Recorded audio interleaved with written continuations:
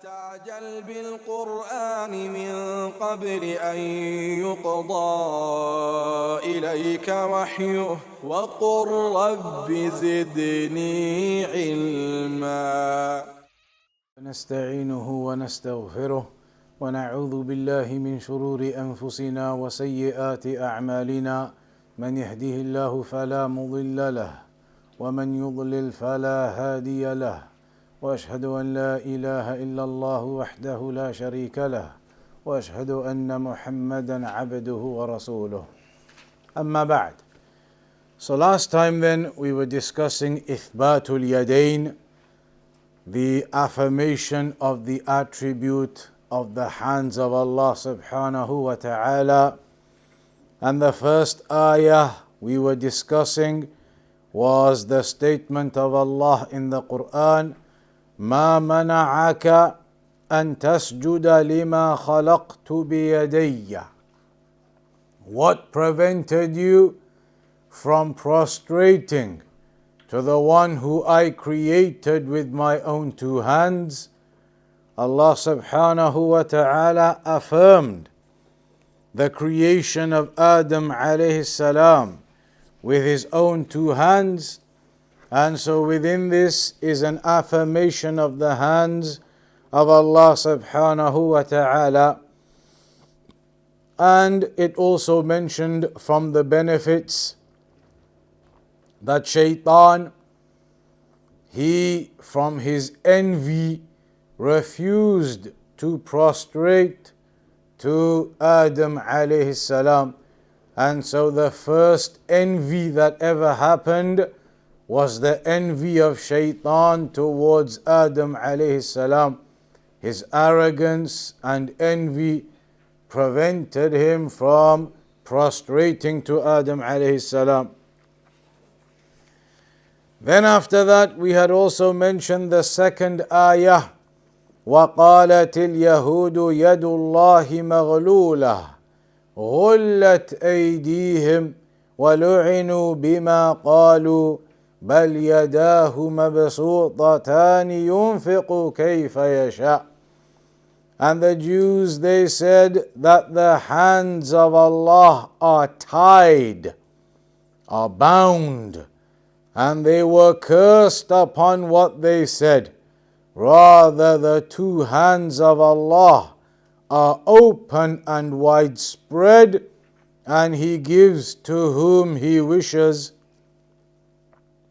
So in this ayah, Allah subhanahu wa ta'ala had informed us that the Jews made this evil claim against Allah. They said that Allah is miserly, that Allah does not spend and cannot spend, and that Allah's hands are tied. So Allah said they are cursed for what they said. They are cursed for this evil claim they made against Allah, because the truth is Allah's hands are open and widespread, and He gives to whom He wishes. And so this ayah once again has a very clear affirmation of the hands of Allah subhanahu wa ta'ala. And so when Allah said, يُنْفِقُ كَيْفَ يَشَاءُ, that Allah spends as He wishes and gives as He wishes. So there are some people, مِنَ النَّاسِ مَنْ يُعْطِيهِ كَثِيرًا.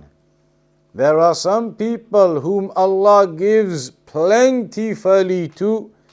وَمِنْهُمْ مَنْ يُعْطِيهِ قَلِيلًا. And there are some who Allah only gives a little to. وَمِنْهُمْ مَنْ يُعْطِيهِ وَسَطًا. And there are some whom Allah gives in the middle, not too much and not less. تَبَعًا لِمَا تَقْتَضِيهِ الْحِكْمَةِ. And that is all in line with the wisdom of Allah subhanahu wa ta'ala.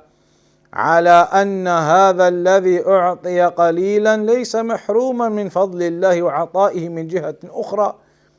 And also it should be noted that someone who is only given a little, they are only given a little bit in this world, Allah only gives them a little bit in this world, that does not mean that they have been deprived of the goodness. It does not mean that they have been deprived of the virtue of Allah. فَاللَّهُ أَعْطَاهُ صِحَّةً وَسَمْعًا وَبَصَرًا وَعَقْلًا وَغَيْرَ ذَلِكَ مِنَ النِّعَمِ الَّتِي لَا تُحْصَى. So a person who only has a little bit, they are poor and they have not been given a lot, they should not think that they have been deprived, because there are many other blessings they have been given, from their eyesight and their hearing and from all of the various other affairs of health and intellect. All of those are from the blessings of Allah upon them. The number of blessings they have been given, you would not be able to count. So it's not just about wealth, that a person thinks they are blessed if they've been given wealth, and that they are not blessed if they haven't been given wealth. Even a person who hasn't been given a lot of wealth, there are so many other blessings from other aspects that you would not be able to count them. From the hearing that he's been given, the seeing he's been given, the intellect he's been given, from all of that health he's been given, then they are blessings Allah has provided upon him. So this is an affirmation of the hand of Allah subhanahu wa ta'ala. Then there was a small discussion regarding the fact that in some of the ayat it mentions that Allah has one hand, and in some of the ayat it mentions two hands, and in some of the ayat it mentions plural hands. So how do we understand all of that? الجواب أن يقال جاءت اليد مفردة ومثناه وجمعا. The mentioning of the hands of Allah has come in the singular form, also in the dual form, and also in the plural form. All of those ayat have been mentioned talking about the hands of Allah in the singular form, in the dual form, and in the plural form. So how do we understand it? What is the understanding of this? Is it one hand, two hands, more than two hands? So the answer is أما اليد التي جاءت بالإفراد فإن المفرد المضاف يفيد العموم. The ayah, or in the mentioning of the hand in the singular form, when a singular word in the Arabic language is mudaf ilayhi, then it indicates a general meaning, and it does not specify just one necessarily. And so when the hand of Allah is mentioned as a singular word, it is mudaf ilayhi. That's one of the grammar rules of Arabic, and that makes it mean it's a general meaning, not specific to only one. And there are other examples of that. In the ayah when Allah said, وَإِن تَعُدُّوا نِعْمَةَ اللَّهِ لَا تُحْصُوهَا. If you count the blessing of Allah, you will not be able to count them all up. Why does the ayah only mention one blessing? If you count the blessing of Allah, you will not be able to count them all. Because that is a singular word which is mudaf ilayhi in the ayah. That's a grammatical construct in the Arabic language. And as a consequence of that, it no longer means just one. It is generalized and open. So ni'ma mufrad mudaf, فهي تشمل كثيرا. So the blessing is mentioned as a singular, and so that encompasses a great amount. It is not only one, because we know at the end of the ayah, Allah says you would not be able to count all of those blessings. So we know it's definitely a plural that is intended. So that is an example. And the same way, when it says Yadullah, the hand of Allah, in the singular form, that does not mean it is only one. As a mudaf ilayhi, it can be more than one in that construct. نقول هذا المفرد لا يمنع التعدد إذا ثبت لأن المفرد المضاف يفيد العموم. So the singular word Yadullah does not indicate only one hand, because the mudaf ilayhi in the Arabic grammar like that means it is open to more. So there is no evidence therefore to prove that it is only one hand of Allah. But then we still have evidences that indicate it is two hands, and we have evidences that indicate it is more than two hands.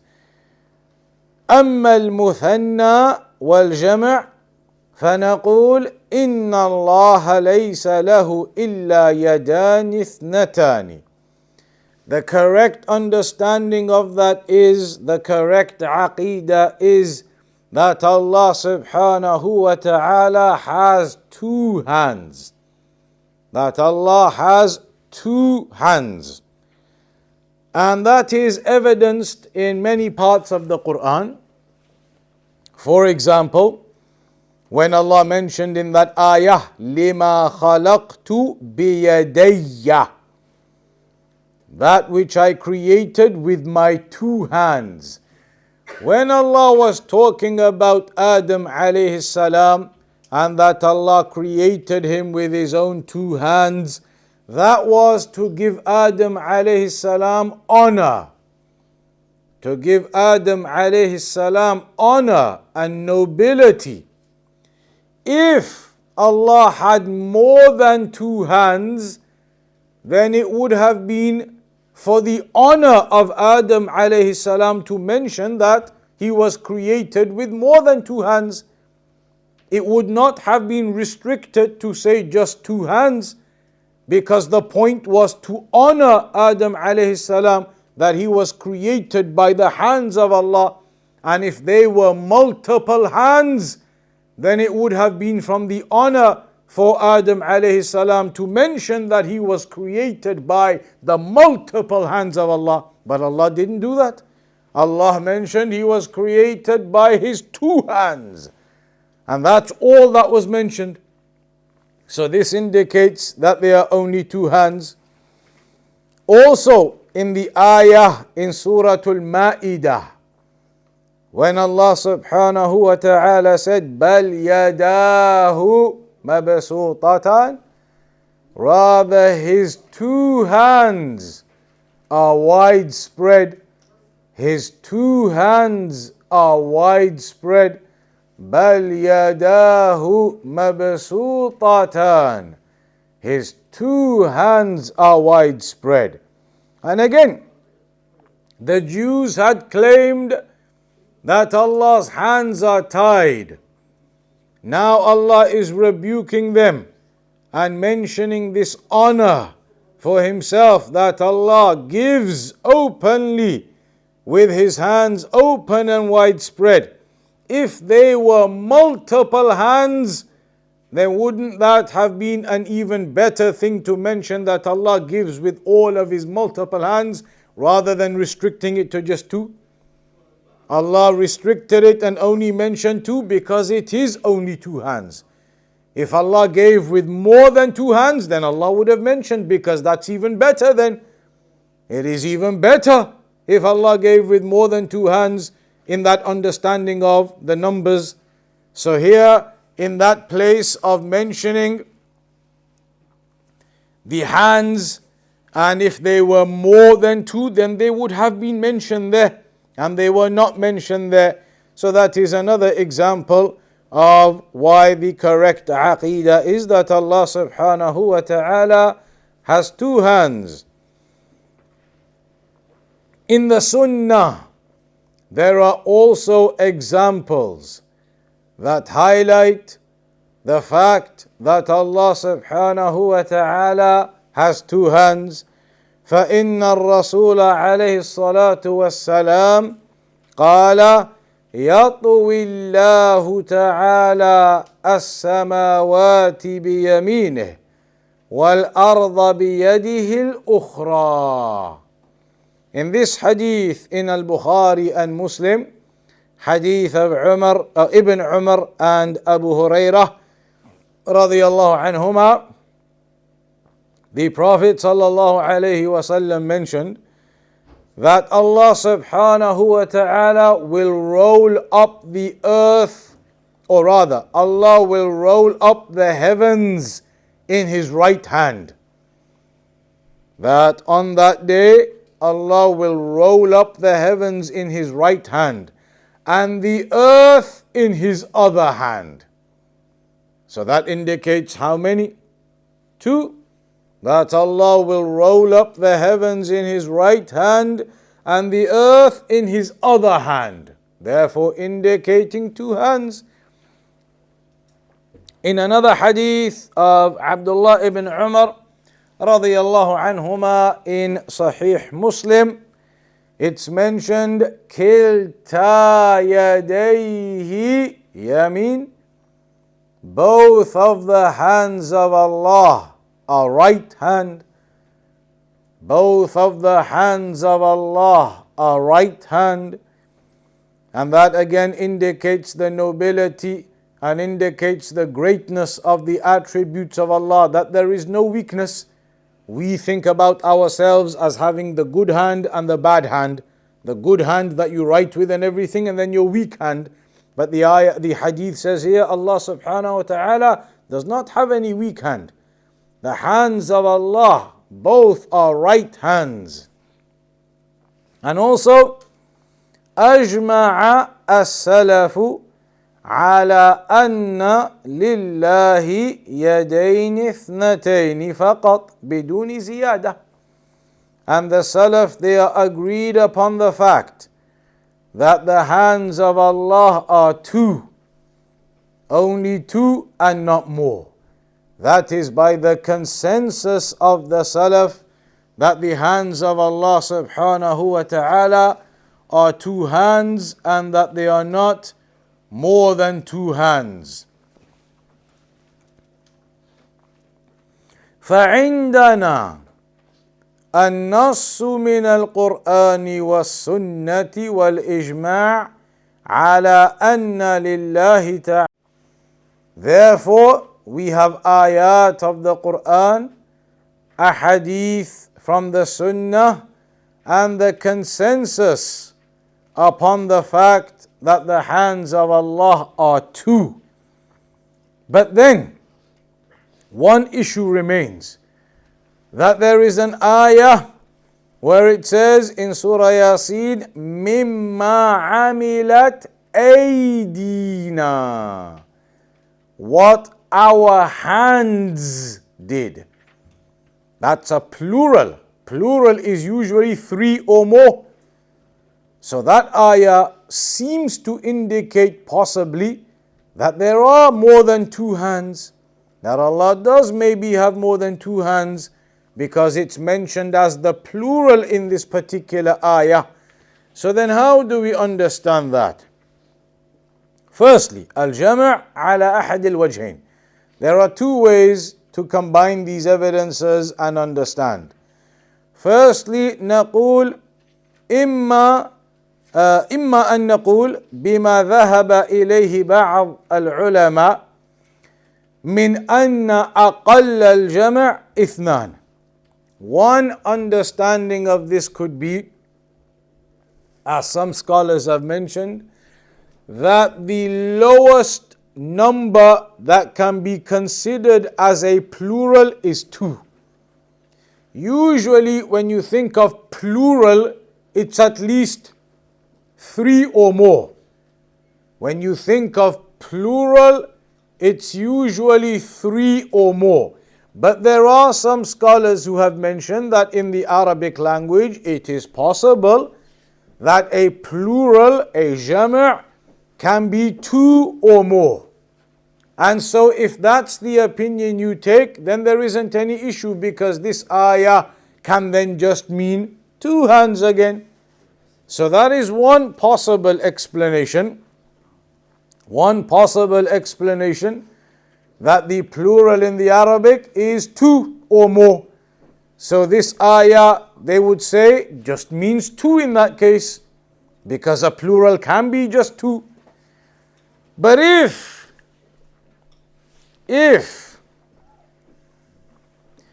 you do not accept that the minimum plural can be 2 or more, then you will need to explain further. And the majority of the scholars of Arabic language, they say that a plural is actually 3 minimum. 3 or more minimum. أقل الجمع ثلاثة. So in that case, we would need to find some explanation or have an understanding of what this means. وإن خروج الجمع إلى 2 أو إلى 2 في هذه النصوص لسبب، وإلا فإن أقل الجمع في الأصل 3. وإما أن نقول إن المراد بهذا الجمع التعظيم، تعظيم هذه اليد، وليس المراد أن لله تعالى أكثر من 2. The other explanation therefore then can be that the plural is being used to indicate greatness, not to actually indicate 3 or more, but to indicate greatness. It's a little bit like in the English language, linguistically as an example only. Linguistically, when they talk about the royal we, it's one person talking about himself, but they say we, the royal we they call it, because it is just to signify the greatness of that station and that rank and who they are and what they are saying. So in the Arabic language, something similar like that, where you can use the plural word, not because you mean the plural, but because you indicate greatness. You indicate greatness by that. Indicate the lofty nature of the affair. So for example, ثم إن المراد باليد هنا نفس الذات التي لها يد، وقد قال الله تعالى ظهر الفساد في البر والبحر بما كسبت أيدي الناس، أي بما كسبوا، سواء كان من كسب اليد أو الرجل أو اللسان أو غيرها من أجزاء البدن، لكن يعبر بمثل هذا التعبير عن الفاعل نفسه. ولهذا نقول إن الأنعام التي هي الإبل لم يخلقها الله تعالى بيده، وفرق بين قوله مما عملت أيدينا وبين قوله لما خلقت بيدي. مما عملت أيدينا كأنه قال مما عملنا، لأن المراد باليد ذات الله. Another explanation is that in using the plural, the intent is the meaning of Allah, that Allah did something, and the intent is not the hands of Allah specifically. An example is when Allah mentions ظهر الفساد في البر والبحر بما كسبت أيدي الناس. Corruption has occurred upon the land and the sea because of what the hands of the people have earned. But when somebody does something evil, is it necessarily with your hands that you do it? You may do some evil with your legs, with your other body parts, with your speech.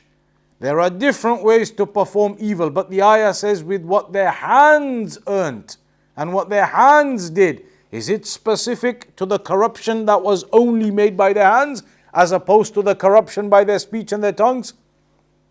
Not at all. All of it is included.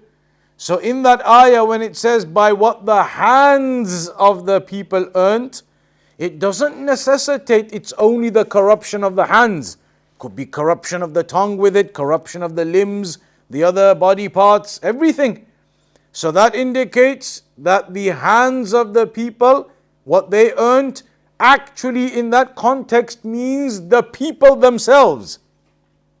Corruption has occurred because of what the people themselves have done. Not necessarily only what their hands have done, what their speech has done, what their other limbs have done, everything. So sometimes a plural word can be used like that, and it's not the word that you intend, it's the essence that you intend.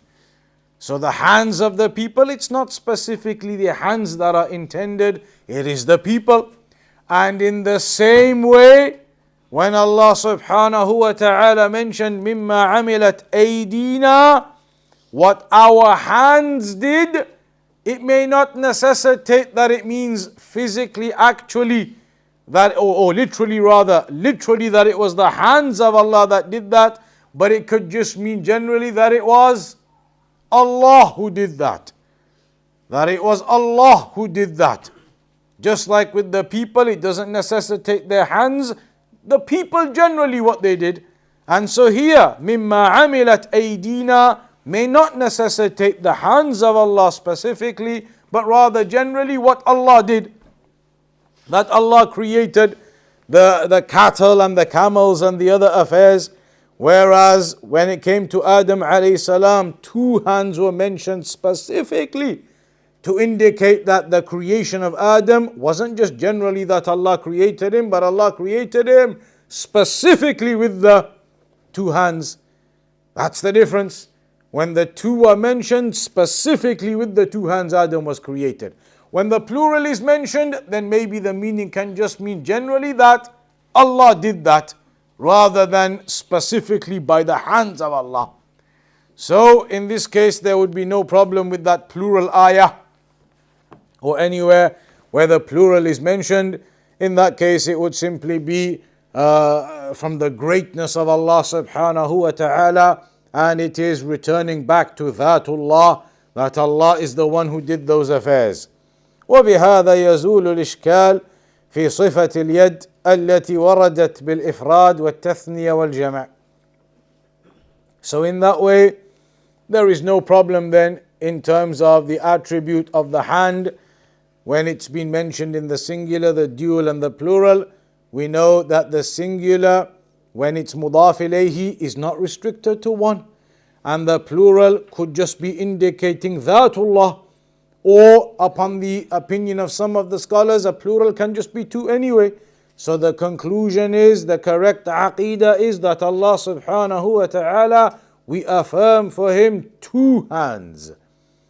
2 hands, and that is how the evidences combine and are understood.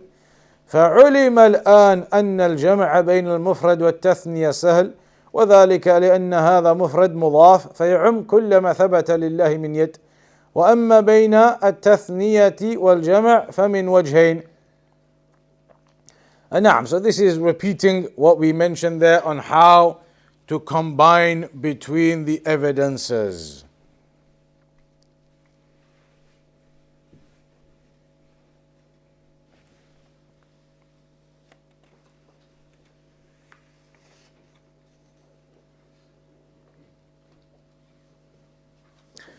Then the issue arises, the Shaykh says, أنتم تثبتون أن لله تعالى يدا حقيقية. that you are claiming that Allah has a hand or two hands in reality. That it doesn't just mean power and all these other things the people of innovation made up. You're now saying, we are saying Allah has two hands in reality. And if somebody now comes along and says, وَنَحْنُ لَا نَعْلَمُ مِنَ الْأَيْدِ إِلَّا أَيَادِ الْمَخْلُوقِينَ فَيَلْزَمْ مِنْ كَلَامِكُمْ تَشْبِيهُ الْخَالِقِ بِالْمَخْلُوقِ. If somebody comes along and says, okay, you are affirming the two hands to Allah, that Allah has two hands, but we don't know any type of hands except the hands that we have. All we know about hands is what we have. These are the hands that we know. So if you're going to affirm hands to Allah, you must be comparing Allah to creation, because these are the only hands we know. And so these are the only things we can imagine. You must therefore be comparing Allah to creation if you affirm the two hands of Allah. We say to them, لا يلزم من إثبات اليد لله أن نمثل الخالق بالمخلوق. There is no necessitation. It does not necessitate at all that if you affirm the hands of Allah, that you are making any comparison to creation. You are not making any resemblance or any comparison to creation whatsoever. لأن إثبات اليد جاء في القرآن والسنة وإجماع السلف. Firstly, because affirmation of the hands of Allah is evidenced by the Quran itself and by the Sunnah and by the consensus. So we know that is affirmed. We know it is affirmed. And Allah subhanahu wa ta'ala is more knowledgeable of Himself than anyone else. And our Aqidah is نصف الله بما وصف به نفسه أو وصفه به رسوله. We describe Allah or attribute to Allah with whatever Allah attributed to Himself and what His Messenger attributed to Him. So Allah has attributed to Himself in the Quran hands, and in the Sunnah the Messenger has attributed that to Allah, and by consensus of the Salaf that is attributed to Allah. And there is no comparison and resemblance to creation, because we as Ahlus Sunnah also understand that Allah, the one who affirmed these attributes for Himself, He is the one who also told us, لَيْسَ كَمِثْلِهِ شَيْءٍ. Allah told us there is nothing comparable to Him. So when Allah tells us about His hands, we affirm them, but also understand they cannot possibly be comparable or resembling anything in creation. They cannot possibly resemble or be comparable to anything in creation. And so this is something which is clearly understood, and the Shaykh, he always gives the examples that even when you think about things in creation, you can have the same word, but there is no resemblance. You could have the word leg, and you talk about the leg of a person, the leg of a spider, the leg of a giraffe, the leg of an elephant. They're all completely different descriptions, but they're all called leg. The leg of a spider or an ant compared to the leg of an elephant, completely different, but they are both called leg. So the word may be the same, but there is no comparison and resemblance. And so even in creation you can use the same word and they are completely different in their realities. So what therefore of using the same word for something between the creation and the creator? The difference is going to be even far greater. There is no comparison and no resemblance to the attributes of Allah and creation.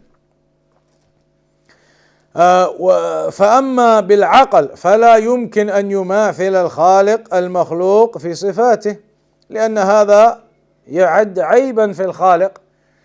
Also, it's not possible to claim that the creation can be resemblant to the creator, that there are going to be similarities. That would be a deficiency in the creator. To say that the creator is the same as his creation, that would be a deficiency to Allah, and that's not possible. أما بالحس فكل إنسان يشاهد أيدي المخلوقات متفاوتة. This is what we just mentioned, how the words can be used as the same words, but there will be great differences between those realities. هذا وقد خالف أهل السنة والجماعة في إثبات اليد لله تعالى أهل التعطيل من المعتزلة والجهمية والأشعرية ونحوهم. قالوا لا يمكن أن نثبت لله يدا حقيقية، بل المراد باليد أمر معنوي وهو القوة، أو المراد باليد النعمة، لأن اليد تطلق في اللغة العربية على القوة وعلى النعمة.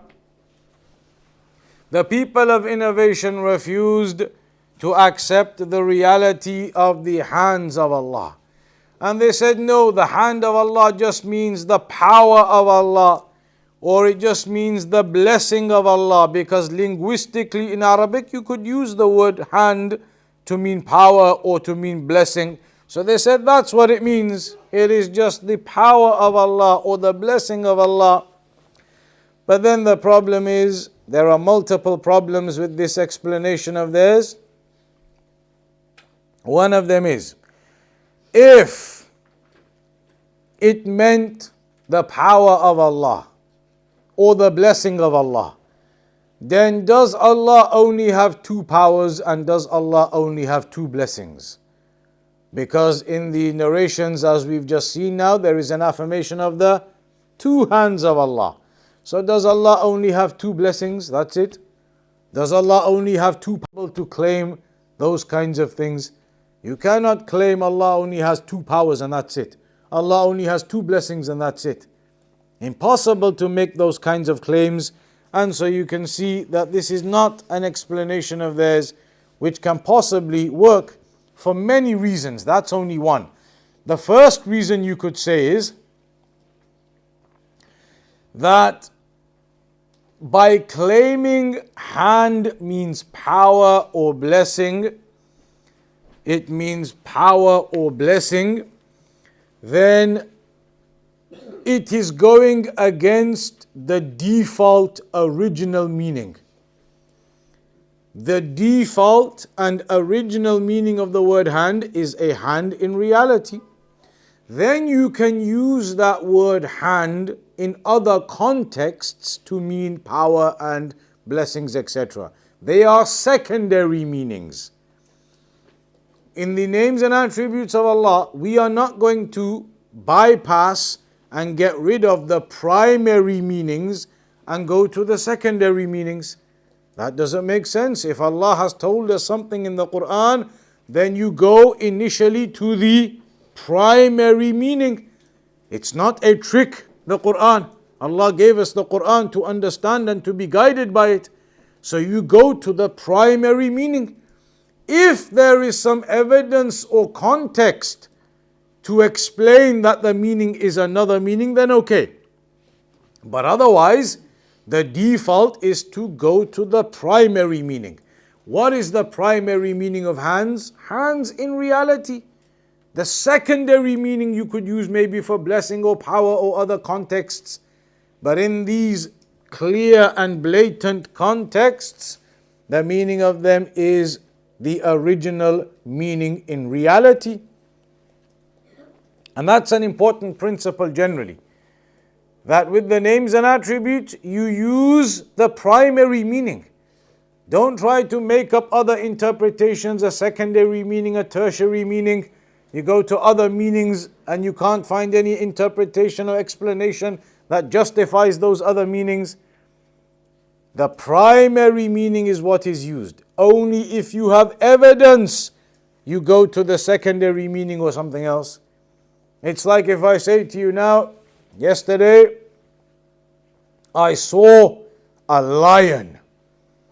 So what are you going to understand from my speech? That I saw an animal, the lion.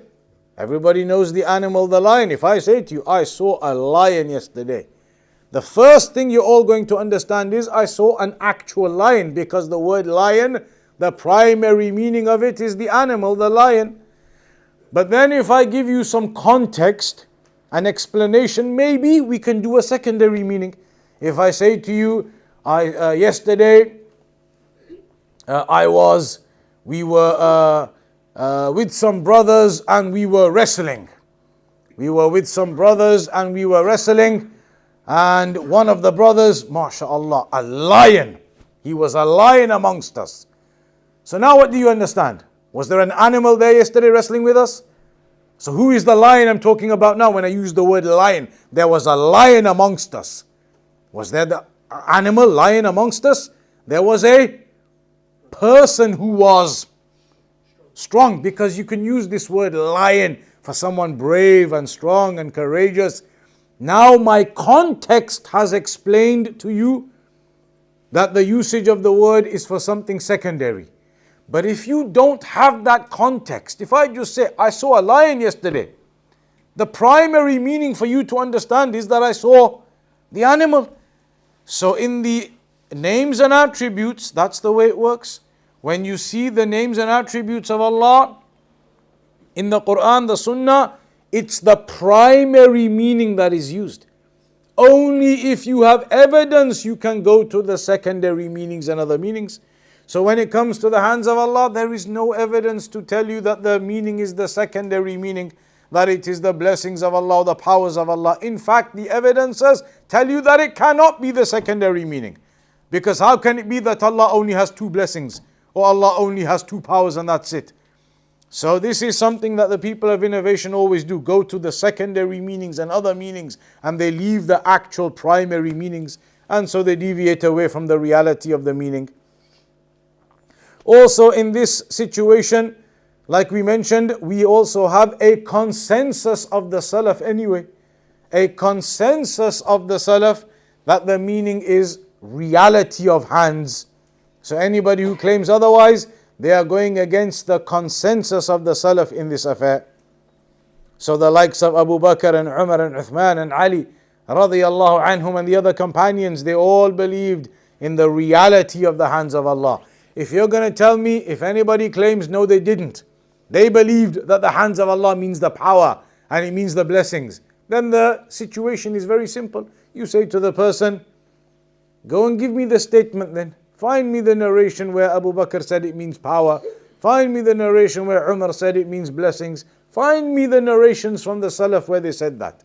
Will they ever be able to find them? Never. They will never be able to find those narrations as they claim.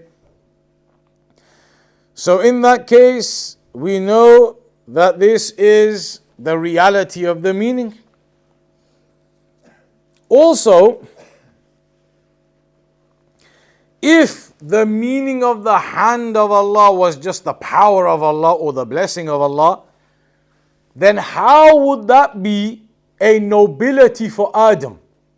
Allah created Iblis with his power. Allah created Adam with his power in that case. So how does that make Adam any better? Allah was giving Adam nobility. I created him with my own two hands. If the hands just mean power, then Adam is the same as Iblis. Allah created Iblis with his power. Allah created Adam with his power. Then what nobility does Adam have over Iblis in that case? Nothing is left. And that's incorrect then. The ayat clearly show you that's not the meaning. The ayat show you the meaning is a nobility for Adam. And that's why Allah told them to prostrate to him.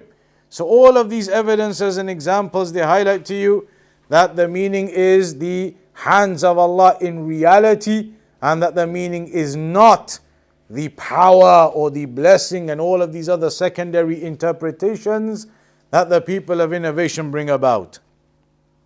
That brings us to the end of the chapter on the hands of Allah subhanahu wa ta'ala. The next chapter is going to be about the ayat in the Quran that talk about the attribute of the eyes of Allah subhanahu wa ta'ala. What is mentioned regarding the eyes of Allah subhanahu wa ta'ala, the ayat in the Quran, in the Sunnah, the Hadith that mention the eyes of Allah subhanahu wa ta'ala. That's what we'll start from the next time, insha'Allah.